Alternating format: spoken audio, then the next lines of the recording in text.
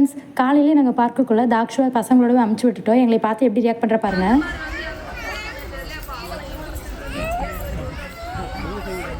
எங்களை பார்த்தது தாக்ஷு ஒரே ராவடி, அம்மா சர்க்கிள் விட போகலாம், தூரி ஆட போகலான்னு சொல்லிட்டு சரின்னு அவளை கூப்பிட்டுட்டு நாங்கள் கிளம்பிட்டோம்.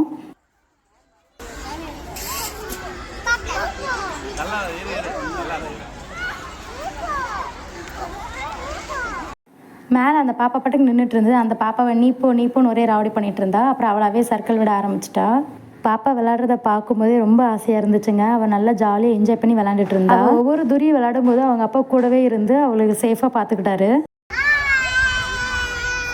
நம்மளால இந்த மாதிரி ரெகுலராக எப்பவுமே குழந்தைங்களோட டைம் ஸ்பெண்ட் பண்ண முடியாது. இந்த மாதிரி கிடைக்கிற டைமை நம்ம கண்டிப்பாக யூஸ் பண்ணிக்கணும்.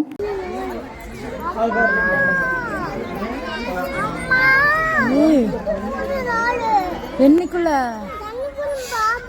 பாம்புவா? பார்க்குக்குள்ளே பாம்பு, மீன் இதெல்லாமே இருந்துச்சுங்க. அதெல்லாம் அவளுக்கு வேடிக்கை காமிச்சிட்டு இருந்தோம். ஆனால் எல்லா குழந்தைங்களும் பயப்படுவாங்க. இவ திரும்ப எனக்கு பாம்பு காமிங்கன்னு ராவடி பண்ணிகிட்டே இருந்தா.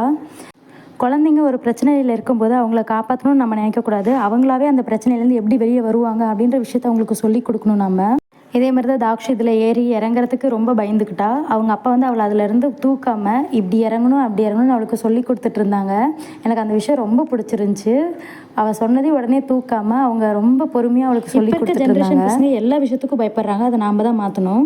உங்களுக்கு இந்த வீடியோ பிடிச்சிருந்துச்சுன்னா மறக்காமல் லைக் பண்ணி சப்ஸ்கிரைப் பண்ணிக்கோங்க. டாடா பாய்.